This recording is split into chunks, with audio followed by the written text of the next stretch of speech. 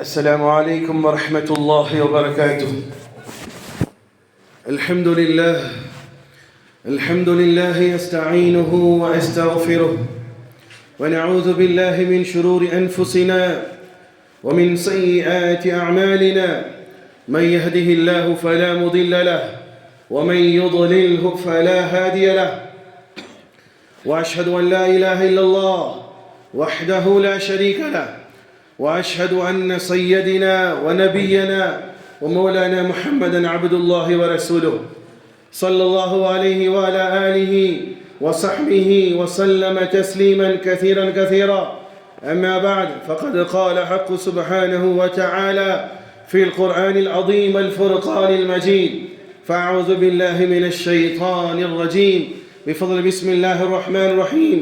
يا أيها الذين آمنوا اتقوا الله حق تقاته ولا تموتن إلا وأنتم مسلمون. وقال عز وجل: قل اللهم مالك الملك تؤتي الملك من تشاء وتنزع الملك ممن تشاء وتعز من تشاء وتذل من تشاء بيدك الخير إنك على كل شيء قدير. وقال رسول الله صلى الله عليه وسلم: كلكم راع وكلكم مسؤول عن رعيته، والأمير راع وللرجل راع على أهل بيته، والمرأة راع على بيت وزوجها وولده، وكلهم راع وكلكم مسؤول عن رعيته، أو كما قال عليه الصلاة والسلام. اللهم رب اشرح لي صدري ويسر لي أمري واحلل عقدة من لساني يفقه قولي. ربي زدني علما وارزقني فهما. ربي يسر ولا تعسر وتمم لنا بالخير. புகழும் புகழ்ச்சியும் வல்லவன் அல்லாஹ் ஒருவனுக்கு மாத்திரம் உண்டாகட்டுமாக. சாந்தியும் சமாதானமும் இவ்வுலகை சத்தியத்தின் பால் ஈர்த்த உத்தம நபி ஸல்லல்லாஹு அலைஹி வஸல்லம் அவர்கள் மீதும், அன்னாரை முற்றிலுமாக அடிபணிந்து நடந்த சத்திய தோழர்கள் சஹாபாக்கள் மீதும், இங்கு அமர்ந்திருக்கக்கூடிய உங்கள் மீதும், என் மீதும், உலகத்தில் வாழக்கூடிய அத்துணை மக்கள் மீதும் அல்லாஹ்வுடைய சாந்தியும் சமாதானமும் என்றென்றும் நின்று நிலவட்டுமாக. பிரியமான சகோதரர்களே, அல்லாஹ் ரப்புல் இஸ்ஸத் வஅன்னல் மஸாஜித லில்லாஹ், மஸ்ஜிதுகள் அல்லாஹ்வுடைய வீடுகள் என்று சொல்கிறான். மஸ்ஜிதுகள் அல்லாஹ்வுடைய வீடுகள் என்று சொல்கிறான். வஅன்னல் மஸாஜித லில்லாஹ், மஸ்ஜிதுகள் அல்லாஹ்வுக்கு சொந்தமானது என்று சொல்கிறான். மஸ்ஜித் யாருக்கு சொந்தம்? அல்லாஹ்வுக்கு சொந்தம். ஃபலா தத்உ மஅல்லாஹி அஹதா, அந்த மஸ்ஜித்களிலே அல்லாஹ் அல்லாத யாரையும் அழைக்காதீர்கள் என்று சொல்கிறான். மஸ்ஜிதில் யார் அழைக்கணும்? அல்லாஹ்வை தவிர வேற யாரையும் அழைப்பதற்கு அனுமதி கிடையாது. அந்த மஸ்ஜிதுகளை நிர்வகிக்கக்கூடியவர்கள் யாராக இருக்க முடியும்? சகோதரர்களே, இன்றைய காலத்தினுடைய சாபக்கேடு, இந்த காலத்தினுடைய சாபக்கேடு, மஸ்ஜிதுகளை நிர்வகிக்க வரக்கூடியவர்கள் அவர்களுக்கு மக்களை சில பட்டங்களை கொடுத்து வைத்திருக்கிறார்கள். மஸ்ஜிதுகளை நிர்வகிப்பதற்கு தகுதியானவர்கள் யாரை வச்சிருக்கிறாங்க? யாரை வச்சிருக்காங்க? காசு பணம் கொஞ்சம் அதிகமாக இருந்துச்சுன்னா அவரு, கொஞ்சம் ஹஜ்ஜுக்கு போயிட்டு வந்த ஹாஜியாரா இருந்த அவரு, பேசிக் வச்சிருக்கக்கூடிய யாரு, கொஞ்சம் காசு பணம் இருந்தால் யாரா வர முடியும்? யாரா இருக்க முடியும்? மஸ்ஜிதுடைய முத்தவல்லிகளாக, தலைவர்களாக ஆக முடியும் என்பது மார்க்கத்தில் இல்லாத ஒரு சட்டத்தை மக்களை உருவாக்கி வைத்து அதை ஒரு உருவம் கொடுத்து வைத்திருக்கிறார்கள். அது அந்த பதவிக்கு ஆசைப்படுவர்கள் யார்? யாருக்கு இந்த பதவி மோகம் இருக்கும் அவர்கள் ஆசைப்படுவார்கள். சரி, பதவி மோகத்திலே அமரக்கூடியவர்களை பார்த்து மக்கள் பயப்படுவதற்கான காரணம் என்ன? அல்லாஹ்வின் தூதர் ஸல்லல்லாஹு அலைஹி வஸல்லம் அவர்கள் சொல்கிறார்கள், திருமதியிலே பதிவு செய்யப்பட்ட ஹதீஸ்: உக்ரிமர் ரஜுலு மகாஃபத ஷர், கியாமத்தினால் வரும். இந்த கியாமத்தினால் வரக்கூடிய அந்த காலம் எப்படி தெரியுமா இருப்பார்கள்? மக்கள் சிலரை பார்த்து கண்ணியப்படுத்துவார்கள். மக்கள் சிலரை பார்த்து கண்ணியப்படுத்துவார்கள், எழுந்து நிற்பார்கள், அவர்களை புகழ்ந்து பேசுவார்கள், அவர்களை பார்த்ததுமே சலாம் சொல்வார்கள். எதற்கு தெரியுமா? அவர் மீது உள்ள கண்ணியத்தின் அடிப்படையில் கிடையாது, அவர் மீது உள்ள பிரியத்தின் அடிப்படையில் கிடையாது, அவர் ஒரு மார்க்க சகோதரங்கிற அடிப்படையில் கிடையாது. மாறாக அவருக்கான கண்ணியம் கொடுக்கப்படுவதற்கான அடிப்படை காரணம் என்ன தெரியுமா இருக்கும்? சகோதரர்களே, அல்லாஹ்வின் தூதர் ஸல்லல்லாஹு அலைஹி வஸல்லம் சொல்கிறார்கள், உக்ரிமர் ரஜுலு, சில மனிதர்களை இந்த மக்கள் கண்ணியப்படுத்துவார்கள், மகாஃபத ஷர், அவனுடைய தீங்கை விட்டும் பாதுகாப்பு பெறுவதற்கு. அவன் ஏதாவது செஞ்சு போடுவான், அவன் ஏதாவது பண்ணி போடுவான், அவன் ஏதாவது குழப்பம் பண்ணிடுவான், அவன் ஏதாவது பிரச்சனை பண்ணுவான், அவன் ஏதாவது ஃபித்னா பண்ணுவான், அவன் ஏதாவது ஃபசாது பண்ணுவான், அவனால் ஏதாவது தீங்கு வந்துடும். அதற்கு பயந்து என்ன செய்வார்கள்? சலாம் சொல்வார்கள், சபையில் கூப்பிட்டு உட்கார வைப்பாங்க, மரியாதை செய்வாங்க. யார் சொன்னது இது ஹதீஸ்? பெருமானார் ஸல்லல்லாஹு அலைஹி வஸல்லம் அவர்கள் 1400 ஆண்டுகளுக்கு முன்னால் சொல்வார். இன்னைக்கு நடக்குதா இல்லையா? இயல்பாக சில இடங்களில் பொறுப்புதாரிகள் வெளியே வந்து விமர்சிப்பாங்க. முன்னாடி பார்த்து என்ன சொல்லுவார் அவர்? இவ்வளோ நேரம் கழுவி ஊற்றுனியப்பா, பார்த்தது ஏன் சலாம் சொல்கிற? சொல்லாட்டி அவன் ஏதாவது பிரச்சனை பண்ணுவான். சொல்லாட்டி என்ஓசிக்கு போய் நிற்கும் போது என்ன செய்வார்? என்னை அலைய விடுவார். என் மகளுடைய நிக்காக கூப்பிட்டா என்ன செய்வார்? கொஞ்சம் அலைய விடுவார். அதனால என்ன செய்யணும்? நான் சலாம் சொல்லித்தான் ஆகணும். இன்றைய காலம் பதவி வெறி என்பது மஸ்ஜிதுகளிலும் கூட நடப்பதை நாம் பார்க்க முடிகிறது. ரசூலுல்லாஹி ஸல்லல்லாஹு அலைஹி வஸல்லம் அவர்கள் பதவியை ஆசைப்படாதீர்கள் என்று சொன்னார்கள். பதவி இன்றைக்கு எத்தனையோ மஸ்ஜிதுகளை சுற்றி வந்திருக்கிறேன். மஸ்ஜிதுக்கு கோடிக்கணக்கான சொத்துக்கள் இருக்கும். இந்த மஸ்ஜிதில் போய் பார்த்தா உருப்படியான டாய்லெட் இருக்காது. ஆனால் அந்த மஸ்ஜிதுடைய நிர்வாகிகளுடைய பெயர்கள் மஸ்ஜிதுக்குள்ளே நுழையும் போது பெருகிய போர்டு போட்டு வச்சுருப்பாங்க. ஆனால் அங்கே போயிட்டு பிஷாபுகானா ஒழுங்காக இருக்காது, பாத்ரூம் ஒழுங்காக இருக்காது, இன்னும் சொல்ல போட்டால் இன்னும் என்ன இருக்காது, லெட்டினுக்கு போகிற அந்த கழிவு போகக்கூடிய இடங்கள் கூட இருக்காது, செப்டிக் டேங்க் கூட இருக்காது. ஆனால் பொறுப்பும் பதவியுடைய பெயர்கள் என்ன செய்யும்? பெரிய பெரிய அட்டைகள் இருக்கும். பதவி மட்டுமே குறிக்கோளாக, பதவி ஒரு பிணத்திற்கு சமமானது, அதை அலைந்து திரியக்கூடியவர்கள் எத்தனையோ பேர். சகோதரர்களே, அப்படி இருக்கக்கூடிய இடத்துல பதவியில் அமரக்கூடியவருடைய நிலைமை எப்படி இருக்கும்? ஒரு குர்ஆனுடைய வசனம் எடுத்து ஓதி காட்டுங்க, பள்ளி இழிப்பார். இமாம் இல்லை தொழுவைங்க, இக்காம சொல்லுங்க, ஒன்றும் பெருசாக வேண்டாம்.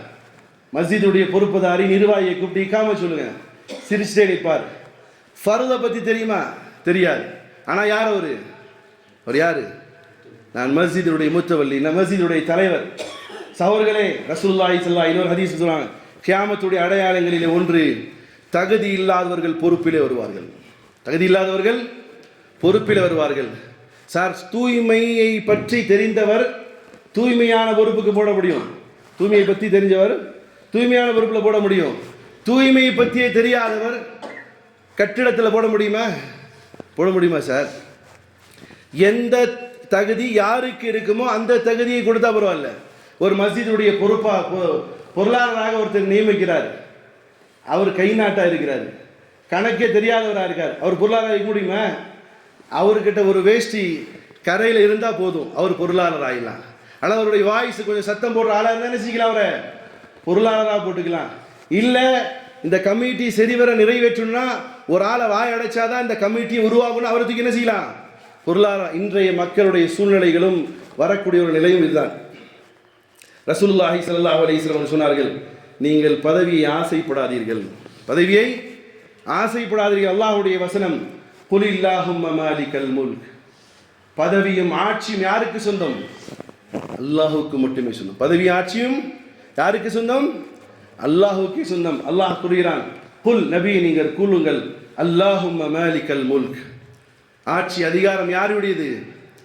அல்லாஹுக்கு மட்டுமே சொந்தமானது. தூத்தில் முல்க மன் தஷா, அவன் நாரியவர்களுக்கு பதவியை தருவான்.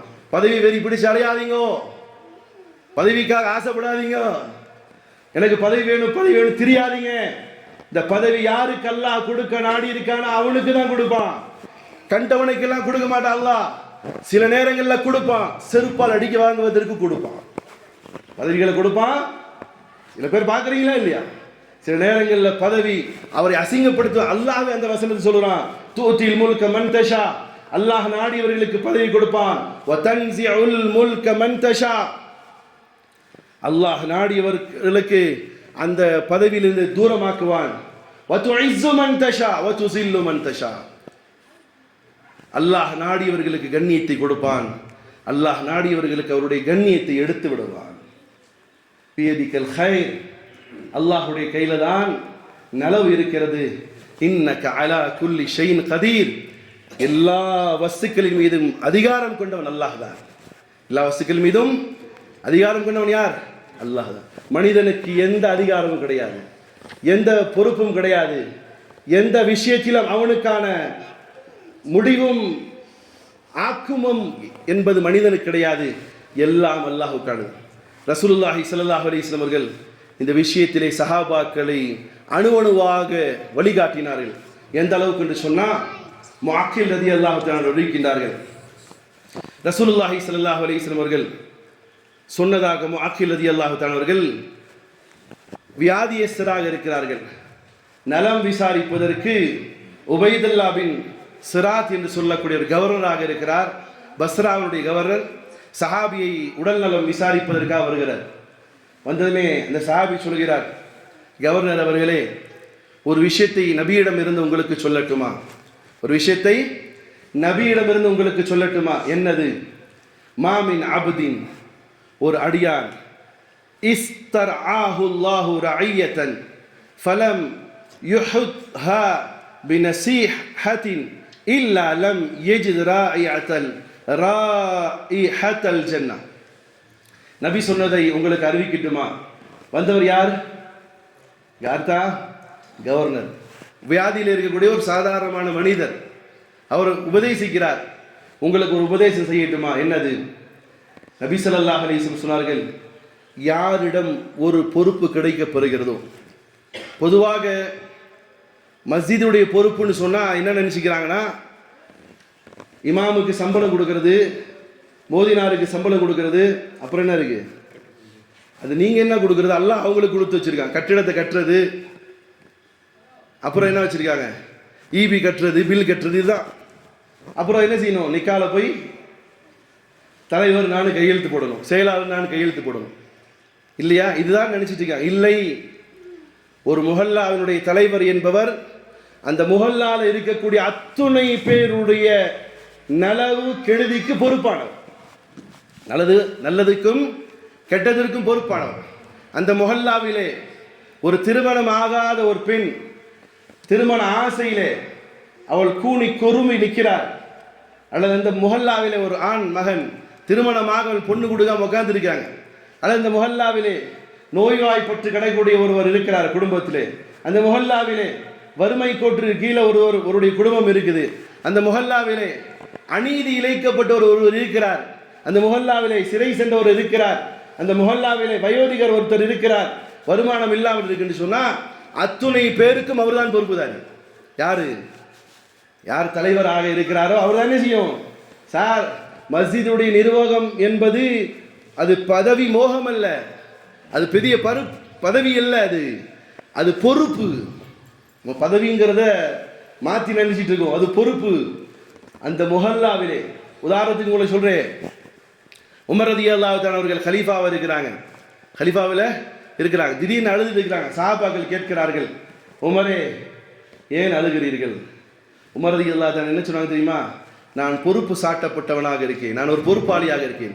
என் ஆட்சி பொறுப்பிலே ஒரு நாய் செத்தாலும் உமராகிய நான் பதில் சொல்லணும், ஒரு நாய் செத்தாலும் உமராகிய நான் பதில் சொல்லணும் என்று உமர் ரலியல்லாஹு தஆலா அழுதாருன்னு சொன்னால் பதவியினுடைய பொறுப்பு அவ்வளோ பெருசு. அதான் சொன்னார்கள், கவர்னர் அவர்களே, பதவியில் இருக்கும் பொழுது உங்களுக்கு கீழ் இருக்கக்கூடியவர்களுடைய உரிமைகளை நீங்கள் சரிவர செய்யாவிட்டால், அவர்களுக்கான உரிமைகளை நீங்கள் பெற்றுத்தராவிட்டால், அவர்களுக்கு சேர வேண்டிய ஹக்கை சரியாக நிறைவேற்றாவிட்டால், ஃபலம் யுஹத்ஹா பினஸீஹத்தின் இல்லா மன் யஜித ராஹிஹத்தல் ஜன்னah. அப்படி கொடுக்கப்பட்ட பொறுப்பிலே அவர் சரியாக நிறைவேற்றாவிட்டால் அவர் சொர்க்கத்தினுடைய வாடையும் கூட நுகரமாட்டார் என்பதை ரசூலுல்லாஹி ஸல்லல்லாஹு அலைஹி வஸல்லம் அவர்கள் சொன்னார்கள் என்பதை முஅக்கில் ரலியல்லாஹு தஆலா அவர்கள் கவர்னரை பார்த்து சொல்கிறார். சார், கவர்னர் பொறுப்பு தனி, மஸ்ஜிதுடைய பொறுப்பு அதை விட மிக பலமானது, பொறுப்பானது, அமானிதமானது என்பதை விளங்கிக் கொண்டால் யாரும் மஸ்ஜிதுக்கு முன்னாடி கூட நிற்க மாட்டாங்க. அடுத்த ஹதீஸ் புகாரிலே பதிவு செய்யப்பட்ட ஹதீஸ், இன்னக்கும் சதஹரிசூன அலல் இமாரா. உங்கள் நிறைய பேர் பொறுப்பை விரும்புகிறார்கள். எல்லாருக்கும் ஆசை வந்துடுது, எல்லாருக்கும் பதவி ஆயிரணும், முத்துவல்லி ஆயிரணும், தலைவர் ஆயிரணும், மஸ்ஜிதை நிர்வகிக்கக்கூடிய ஆயிரணும்னு எல்லாருக்கும் ஆசை வருது. நபி சொல்றதை கேட்டுக்கோங்க. இன்னக்கும் சதஹரிசூன அலல் இமாரா, உங்களிலே பெரும்பாலானவர்கள் பதவி வெறி பிடித்தவர்களாக இருக்கிறார்கள். எப்படியாவது பதவி கிடைக்கணும், அதுக்கு தகுதி இருக்கான்னு பார்க்கணும். அதுக்கு தகுதி இருக்காண்டு பார்க்கணும். சரி, தகுதி இருக்கக்கூடியவரிடம் கூட அவர் சென்று கேட்டால் ரசூலுல்லாஹி ஸல்லல்லாஹு அலைஹி வஸல்லம் சொன்னார்கள், ஒருவன் தகுதி இல்லாதவன் என்பதை நீங்கள் தெரிந்து கொண்டு அவனை உட்கார வைக்காதீர்கள். ஒருவன் பதவி எனக்கு கொடுங்கள் என்று கேட்டால் அவனை அடித்து விரட்டுங்கள். பதவி வேணும் வந்து கேட்கிறான், அவர் என்ன செய்யணும்? விரட்டி விடணும். யார் சொன்னது? யார் தான் சொன்னா? நபி சொல்றாங்க, பதவி வேணும் என்று ஒருத்தன் கேட்டா அவனுக்கு பதவியை கொடுக்காதீங்க. இன்னக்கும் இன்னக்கும் சதஹரிசூன அலல் இமாரா, உங்களிலே நிறைய பேர் பதவி விரும்புகிறீர்கள். வஸதகூனு நதாமத்தன் யௌமல் கியாமா, வாங்கிக் கொள்ளுங்க. வேண்டாம், இல்ல வாங்குவேன், வாங்கு வாங்கு. வஸதகூனு நதாமத்தன் யௌமல் கியாமா, அந்த பதவி என்பது மறுமை நாளிலே உன்னை மிகப்பெரிய வருத்தத்திற்குள்ளாக்கும். உன்னை மிகப்பெரிய வருத்தத்திற்காக ஆகும். ஃபநிஅமல் முர்திஅத்துன் வபிஅஸல் ஃபாத்திமா. அடுத்து ரசூலுல்லாஹி ஸல்லல்லாஹு அலைஹி வஸல்லம் சொன்னார்கள், பதவியினுடைய அந்த சுகம், சில பேருக்கு பதவி கொஞ்சம் கிடைச்சிருச்சுன்னு சொன்னா அதிலிருந்து போறதுக்கே மனசு வராது. அதிலிருந்து போறதுக்கே மனசு வராது. இன்னைக்கு வரைக்கும் ஒரு எம்எல்ஏ கேண்டிடேட்டா நின்ன ஆளு அடுத்தது கவுன்சிலருக்கு வந்து நிற்பாரா?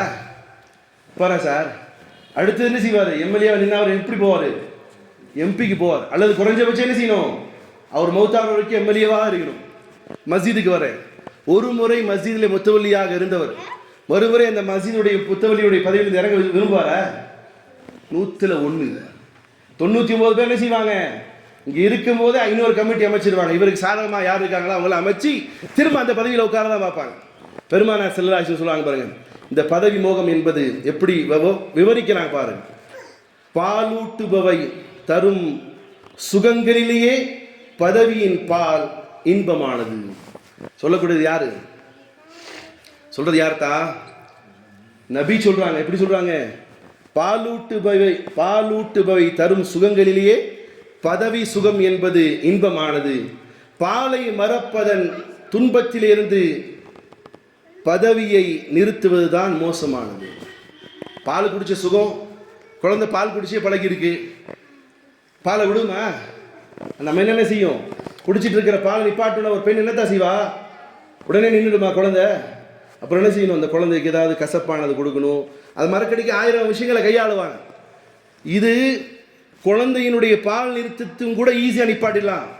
பதவி பாலுடைய அந்த போதை இருக்குதே, அதில் இருந்து விடுபட வைப்பது என்பது மிக கஷ்டமானது என்பதை சொல்லக்கூடியவர் யார்? சொல்றது யார்த்தா? பெருமானார் ஸல்லல்லாஹு அலைஹி வஸல்லம் சொல்கிறார்கள்.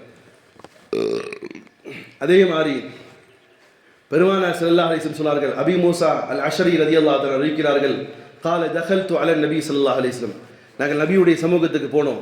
وأنا ورجلان, நானும் 2 சகோதரர்கள் போனோம். மின் கௌமியின் சமூகத்திலிருந்து. فقال أحد الرجلين, அந்த 2 நபர்ல ஒருவர் கேட்டார், அம்மர்னா யா ரசூலல்லாஹ், யா ரசூலல்லாஹ் எங்களுக்கு ஏதாவது பதவி கொடுங்களேன்னு கேட்டாங்க. யார்கிட்ட கேட்குறாங்க? எல்லாம் தரக்கூடிய பெண்முள்ள பெருமானம் போய் என்ன கேட்குறாங்க? அம்மர்னா யா ரசூலல்லாஹ், எங்களுக்கு பதவி தாங்க. அன்னைக்கு கவர்னருடைய பதவியில் கொடுக்கப்பட்டுச்சு, ஆளுநர்களுடைய பதவியில் கொடுக்கப்பட்டுச்சு, இப்படியாக ஏரியாக்களுடைய பதவியில் கொடுக்கப்பட்டுச்சு. பெருமானிடம் சென்று இந்த 2 சகோதரர்களும் கேட்குறாங்க, எனக்கு ஒரு பதவி தாருங்களே. கூட வந்த இன்னொருத்தர் அவரும் கேட்கிறார், ஃபகால ஆகர் மிஸ்லு, கூட வந்தவர் கேட்கிறார், யார் சொல்ல எனக்கு ஒரு பதவி தாங்களே, எனக்கு ஒரு பதவி தாங்களே. பெருமானார் ஸல்லல்லாஹு அலைஹி வஸல்லம் சொன்னாங்க, அன லா உவல்லி ஹாதா மன் சஅலஹு வல் அமனு ஹரஸ அலை, நீங்கள் யார் என்னிடம் வந்து பதவி கேட்டாலும் அவர்களுக்கான பதில் இல்லை இல்லை இல்லை. நீங்கள் எங்கிட்ட வந்து பதவி கேட்டால் என்ன சொல்வேன்? நான் இல்லை என்றே சொல்வேன். பிறகு நபி ஸல்லல்லாஹு அலைஹி வஸல்லம் சொன்னார்கள், பதவி ஆசைப்படுவர்களுக்கு பதவி கொடுக்காதீர்கள். பதவி ஆசைப்படக்கூடியவர்களுக்கு பதவி கொடுக்காதீர்கள். புகாரிலே அபூதர் ரலியல்லாஹு அன்ஹு அறிவிக்கின்றார்கள், யா ரசூலல்லாஹ் அலா தஸ்தஅமில்னி, அபூதர் ரலியல்லாஹு ரொம்ப உள்ள ரொம்ப, அதாவது எப்படி சொல்றது, உள்ளம் வந்து ரொம்ப லூஸானவங்க, ரொம்ப பலகீனமான உள்ளம் பிடிச்சவங்க அபூதர் ரலியல்லாஹு. நபியுடைய சமூகத்தில் போய் கேட்குறாங்க, யார் ரசூலல்லாஹ் எனக்கு ஒரு பதவி தரக்கூடாதா, என்னை ஒரு இடத்துல பொறுப்பு தான். பதவினா என்னது, அந்த இன்னைக்கு அழிச்சாட்டியம் செய்கிற அளவுக்கான பதவிகளாக இருக்குதா இன்னைக்கு? சார் அப்படியா சஹாபாக்களுடைய பதவி வாங்கி அதவா செஞ்சிருப்பாங்க? சமூகத்துக்கு சேவை செய்வதற்கு இன்னைக்கு சொல்றாள்ல சேவை செய்யறேன், இன்னைக்கு சொல்றாள்ல சேவை செய்யறதுக்கு. இன்னைக்கு எத்தனையோ இமாம்களுடைய பொறுப்புதாரிகள் ஒன்னில் சமீபத்தில் கேள்விப்பட்ட சம்பவம், இமாமுக்கு உடம்பு சரியில்லை, லீவில் போயிருக்காரு. 2-3 மாதம் கழிஞ்சு வராது, அதே மஸ்ஜிதில் வந்து நின்னா வேற ஒரு இமாம் நிற்கிறார். இந்த வந்ததுமே பலகால இமாமத்தில் இருந்தவர் உள்ள வந்ததுமே பார்க்குறாரு, நீங்கள் வரமாட்டீங்க முடிவு பண்ணிட்டோம், அதனால வேற ஆளை போட்டு. அந்த இமாமுடைய சாபத்திற்குள்ளார இருப்பாங்களா இல்லையா? இந்த மஸ்ஜிதுடைய நிர்வாகிகள், சார் இமாம்களுடைய சாபம், நல்ல ஹக்காக இருக்கக்கூடிய இமாமுடைய சாபம் வாங்கினவன் வாழ்க்கையில் என்னைக்குமே உருப்பட மாட்டான், நாசமாக போயிடுவான். நடக்குது. இமாம்களுடைய உரிமைகளை மறுக்கக்கூடிய நிர்வாகிகள் எத்தனை பேர் தெரியுமா? நல்லா அனுபவிச்சிருக்கேன். சொன்னா வெக்கக்கேடு. ஆனால் பதவி மோகம் என்பது இன்னைக்கு நான் முத்தவல்லி, நான் பதவி போடணும், நான் செயலராகணும், நான் பொருளாளராகணும். சாபத்துக்குரியது. யாருடைய வீடு இது? அல்லாஹுடைய வீடு. நாளை மறுமை நேரத்தில் காபத்துல்லான்னு சொல்றோம், பைத்துல்லான்னு சொல்றோம். பைத்துல்லான்னு என்னது? அல்லாஹுடைய வீடுன்னு. இது யாருடைய வீடு? மஸ்ஜிதுகள் யாருடைய வீடு சார்? அல்லாஹுடைய வீடு. அல்லாஹுடைய வீட்டிலே சப்தமாக பேசுவதற்கே அல்லாஹ்வுடைய தூதர் தடை செய்யாங்க. நாங்கள் ஓதுற காலத்தில் எங்களுடைய ஷேகுல் ஹதீஸ் வந்து சொல்லுவாங்க, இந்த ஹதீஸை ஞாபகப்படுத்துவாங்க. பசங்க பேசிட்டு இருந்தாங்கன்னு சொல்லுவாங்க, பேசாதீங்கப்பான். சொன்னதுமே சவுண்ட் வராது. பிறகு நம்ம உபதேசிப்பதற்காக சொல்லுவாங்க, ஒரு மலக்கு நியமிக்கப்படுகிறார், மஸ்ஜிதில் வந்து ஒரு சப்தம் போட்டு பேசினால் அல்லாஹ்வின் அடியானை பேசாதே. இரண்டாவது அந்த மலக்கு திரும்ப பேசுறாருன்னா வந்து சொல்லுவார், அல்லாஹ்வுடைய அடியானை பேசாதே. எங்கே? எல்லா மஸ்ஜிதிலையும் பேசக்கூடியவர் பேசும்போது வந்து சொல்கிறார். 3வது முறை அவர் பேசுவார், ஆனால் அந்த மலக்கு அல்லாஹ்வின் விரோதியை பேசாதேடா, அல்லாஹ்வினுடைய விரோதியை இன்னைக்கு மஸ்ஜிதுகளுடைய நிர்வாகத்தினுடைய சண்டைகள் நடக்கும்போது நல்ல வார்த்தைகளா வருது சார்? நல்ல வார்த்தைகளா சார் பள்ளியாசல்களாக வருது? சேர தூக்கி அடிச்சுக்கிறதும், சண்டைகள் இட்டுக்கொள்வதும், தவறான வார்த்தைகள் உபயோகிப்பதையும் பார்க்குறோமா இல்லையா? ஆனால் அவர்களுக்கு இந்த விஷயம் தெரியவில்லை, இந்த பொறுப்பு என்பது எவ்வளவு மோசமானது என்பதை. அபூதர் ரலியல்லாஹு அன்ஹு நபி ஸல்லல்லாஹு அலைஹி வஸல்லம் போய் கேட்குறாங்க, யா ரசூலல்லாஹ் எனக்கும் ஒரு பொறுப்பு தாங்களே. நபி சொன்ன வார்த்தை என்ன தெரியுமா? قال فضرب بيده على منكبي. நபியிட கேட்டதுமே நபி ஸல்லல்லாஹு அலைஹி வஸல்லம் இந்த தொடை, இந்த இதுக்கு என்ன சொல்லுவாங்க, புஜத்தை ஒரு தட்டி சொன்னாங்க, இன்னக ضعيف. அபூதரே நீங்கள் பலகீனமானவர். وإنها أمانة. இது நிச்சயமாக இது மிகப்பெரிய பொறுப்பாகும். இது ஒரு மிகப்பெரிய பொறுப்பாகும், அமானிதமாகும். وإنها يوم القيامة خزي وندامة. நிச்சயமாக இது மறுமை நாளிலே உங்களுக்கு இது இழிவு தரக்கூடியதும் கைசேதம் தரக்கூடியதாகும். وإنها يوم القيامة خزي وندامة إلا من أحدها بحقها. அதே சமயம் அதற்கான ஹக்கை நிறைவேற்றி விட்டால் பிரச்சனை இல்லை. وأدى الذي عليه فيها. அல்லாஹ் நினைக்கக்கூடிய சிலரை நிப்பாட்டி வச்சு அதை பொறுப்பை நிறைவேற்றுவான். அப்படி இருக்க நீங்கள் யாருடைய விஷயத்திலும் பதவி ஆசைப்படாதீர்கள் என்பதாக ரசூலுல்லாஹி ஸல்லல்லாஹு அலைஹி வஸல்லம் அவர்கள் அபூதர் ரலியல்லாஹு தஆலா இடத்தில் சொல்கிறார்.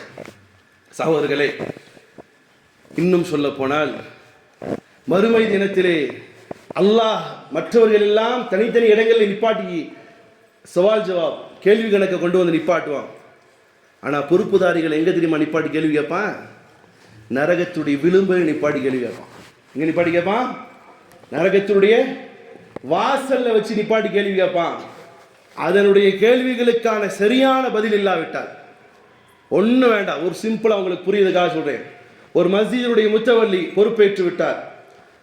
அந்த பொறுப்பை ஏற்றதுமேயே அந்த முஹல்லாவுக்கு உட்பட்ட 1500 குடும்பங்கள் இருக்குமே. ஆனால் இந்த 1500 குடும்பத்திற்கும் அவர்தான் பொறுப்புதாரி. நல்லது கெட்டது எல்லாத்துக்கும் அவர் தான் பொறுப்புதாரி. அந்த 1500 நபர்களிலே ஒருவர் வந்து அதற்கு எதிராக சாட்சி சொன்னாலும் அவர் தூக்கி நரகத்தில் வீசப்படுவார். சொன்னது யார்?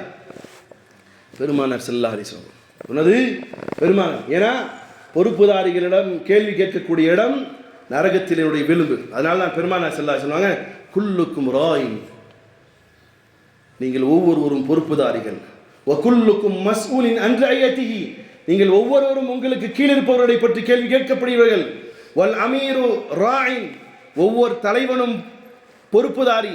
வலிர் ரஜுலு தாயின் ராயின், ஒவ்வொரு ஆண்மகனும் ராயின், ஒவ்வொரு மனுஷன் தனி மனுஷனும் பொறுப்புதாரி. அலா அஹ்லி பைத்திஹி, அவருடைய குடும்பத்திற்கு அவன் பொறுப்புதாரி. வல் மர்அத்து ராயா, ஒவ்வொரு பெண்ணும் பொறுப்புதாரி. அலா பைத்தி வ ஸௌஜிஹா வ வலதிஹி, அவனுடைய கணவனுக்கும் அவனுடைய பிள்ளைகளுக்கும் ஒரு பெண் நாளை மறுமை தினத்திலே அல்லாஹ்வுடைய சன்னிதானத்தில் நிப்பாட்டி கேள்வி கேட்கப்படுவார். வ குல்லுக்கும் ராயின், சமூகமே நீங்கள் எல்லாரும் பொறுப்புதாரிகள். சமூகமே நீங்கள் எல்லாரும் பொறுப்புதாரிகள். வ குல்லுக்கும் மஸ்ஊலுன் அன் ரஅயத்திஹி, நீங்களும் ஒவ்வொருவரும் அல்லாஹ்விடத்திலே பதில் சொல்லித்தான் ஆக வேண்டும். ஒரு தீமை கண்ணால் கண்டு எனக்கு என்னப்பான்னு போனா மறுமையில் அல்லாஹ்ட்ட பதில் சொல்லுவோம். மஸ்ஜித் அசூசியாக அசிங்கமாக கடந்து அதை விட்டு கடந்து போனால் அதற்கு நீங்கள் அல்லாஹ்விடத்தில் பதில் சொல்லிதான் ஆகணும். மஸ்ஜிதுடைய நிர்வாகங்கள் அதற்கு சரியான தகுதி இல்லாதவர்கள் வந்து மஸ்ஜிதிலே அட்டியுடையும் அழிச்சாட்டியும் செய்வதை கண்ணால் பார்த்து அமைதியாக சென்றால் நீங்களும் அல்லாஹ்விடத்தில் பதில் சொல்லித்தான் ஆகணும். ஏன்? அல்லாஹ் சொல்லிவிட்டான், வகுல்லுக்கும் மஸ்ஊலின் அன் ரஅயத்தி, நீங்கள் எல்லோரும் அல்லாஹ்விடத்தில் பதில் சொல்லியதான் ஆகணும். ஏன்னு சொன்னா உனக்கு தகுதி இருந்தும் தராதரம் இருந்தும் தடுக்க தகுதி இருந்தும் அநியாயமாக ஒரு காரியம் நடக்க முற்படும் பொழுது அதை தடுக்காமல் இருந்ததற்கான காரணம் என்ன என்பதை அல்லாஹ் மறுமை தினத்தில் கேட்பான் என்பதாக ரசூலுல்லாஹி ஸல்லல்லாஹு அலைஹி வஸல்லம் அவர்கள் சொன்னார்கள்.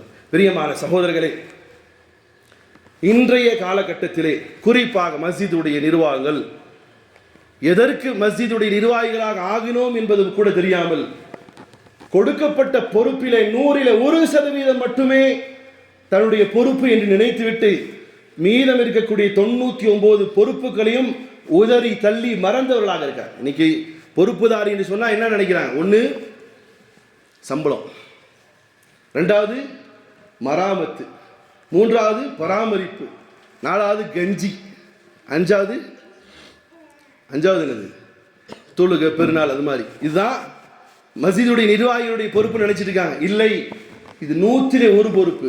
சொல்றேன் கேட்டுக்கோங்க. மஸ்ஜிதுடைய நிர்வாகத்துடைய பொறுப்பு என்னது? முதல்ல ஒரு முஹல்லா அதனுடைய கணக்கு எடுப்பு அவர்கிட்ட இருக்கணும். எப்படி இருக்கணும்? ஒரு மஸ்ஜிதுடைய பொறுப்புதாரி ஒருத்தர் முத்தவல்லி இருக்காருன்னா கையிலே வச்சிருக்கணும் டோட்டல் முஹல்லாவினுடைய சூழ்நிலை, படிப்பு, வருமானம், குடும்ப சூழ்நிலை, வியாதிகளுடைய எண்ணிக்கை எல்லாம் வச்சிருக்கணும். கல்வி கூடங்கள் மஸ்ஜிதில் இருக்கணும். கல்வி கூடங்கள் மஸ்ஜிதுகளில் இருக்கணும். நீங்கள் என்ன ஆரம்பத்தில் பாருங்க, ஒரு மஸ்ஜிதுன்னு சொன்னால் பக்கத்தில் ஸ்கூல் இருக்கும். இன்னைக்கு மஸ்ஜித்னா என்ன இருக்கு பக்கத்தில்? சூப்பர். காரணம், அந்த கல்யாண மண்டபத்துடைய வருமானத்தை வச்சு தான் சில இடங்களில் வெக்க கேடு நடந்த சம்பவங்கள். சில இடங்களில் சிலது சொல்லாமல் இருக்கிறது ரொம்ப தப்பு. ஒரு மஸ்ஜிதில் சம்பளத்துடைய நேரம் வருது, முத்தவல்லிட்ட சொல்கிறாங்க, ஹஜ்ரத்துக்கு சம்பளம் தரல இந்த மாதம் இன்னொன்று. அதான் அந்த தோல் வசூலில் வந்த காசு இருக்குல்ல, அதை கொடுங்க. இது ஜாயிஸாத்தா? ஜாயிஸா? தோல் வசூல் பண்ண அந்த தோல் பக்ரீல போடுவீங்களா தோல், அந்த தோலுடைய யாருக்கு போய் சேரணும் தெரியுமா? ஏழைகளுக்கு போய் சேர வேண்டியது. அந்த மஸ்ஜிதுடைய நிர்வாகி சொல்றாரு, அதில் வந்து சில 5000 ரூபா காசு இன்னொரு 5000 ரூபா போட்டு கொடுங்க. யாருக்கு சம்பளம்? இது ஹராமாச்சப்பா. அவ்வளோதான் இந்த முத்தவல்லிக்கு தெரியும். முத்தவல்லிக்கு தெரியுது, அவ்வளோதான். முத்தவல்லிக்கு குறைஞ்சபட்சம் மார்க் அறிவாது இருக்கணும். முத்தவல்லிக்கு குறைஞ்சபட்சம் மார்க் அறிவாது இருக்கணும். கல்விக்கூடம் இருக்கணும். மஸ்ஜிதுகள் மருத்துவமனைகளாக இருக்கணும். மஸ்ஜிதுகள் மருத்துவமனைகளாக இருக்கணும். மஸ்ஜிதுகள் சேவை மையங்களாக இருக்கணும். இருக்கா சார்? மஸ்ஜிதில் போய் மஸ்ஜிது நிர்வாகம் செய்யக்கூடிய சேவைக்கும் கூட எவ்வளோ கொடுக்கணும்? என்ஓசி கொடுக்கணுமா இல்லையாத்தா? கொடுக்கணுமா இல்லையா? நிக்காவு கொடுக்கணுமா இல்லையா? இன்னைக்கு அப்படி. ஆனால் மஸ்ஜிதுகள் சேவை இதை விட ஒரு வருத்தம் ஒரு இடத்துல கேள்விப்பட்டேன். இதோட ஒரு வருத்தம் ஒரு மஸ்ஜிதில் கேள்விப்பட்டேன். அனாதை மையத்து கிடக்குது, யாரோ சொல்லி விட்டாங்க, ஜனாதாவை கொண்டு வந்து நிப்பாட்டி இருக்கிறாங்க. ஒத்தவல்லி சாப் வந்து என்ன திரும்ப கேட்டார், சந்தா கொடுத்துட்டாரான்னு. சந்தா கொடுத்தா சந்தூக தரும், இல்லாட்டி கொடுக்க முடியாது. நடக்குது இதெல்லாம். அந்த பொறுப்பு அப்பதான் காட்டணுமா? ஒரு மையத்துக்கு, அந்த மையத்துக்கு கஃபன் வாங்குறது கூட காசு கிடையாது. ஆனா என்ன கேட்கிறாரு வந்து, என்ன சார் கேட்கிறாரு, சந்தா கொடுக்காட்டி சந்தூக்கு வராது. இன்னும் சில இடங்கள்ல இந்த ரம்ஜான் மாசத்தில் கொடுக்கக்கூடிய ஹதியாக்களையும் கூட அசிங்கப்படுத்தி கொடுக்கக்கூடிய ஒரு எத்தனையோ இடங்கள்ல. ரம்ஜான் மாசத்தில் ஹதியா கொடுப்பாங்க இல்லையா, அதை கூட கொடுப்பதற்கு அசிங்கப்படுத்தி கொடுக்கக்கூடிய எத்தனையோ பேர். ஆனால் அல்லாஹ்விடத்தில் பதில் சொல்ல வேண்டும் என்ற எண்ணம் இருந்தால் இப்படிலாம் நடந்து கொள்ள முடியுமா? மஸ்ஜிதுகள் வறியோர்கள் ஏழைகளுக்கு உதவக்கூடிய இடமாக இருக்கணும். கேட்டுக்கொள்ளுங்கள், மஸ்ஜிதுகள் தீர்வு காணக்கூடிய இடங்களாக இருக்கணும்.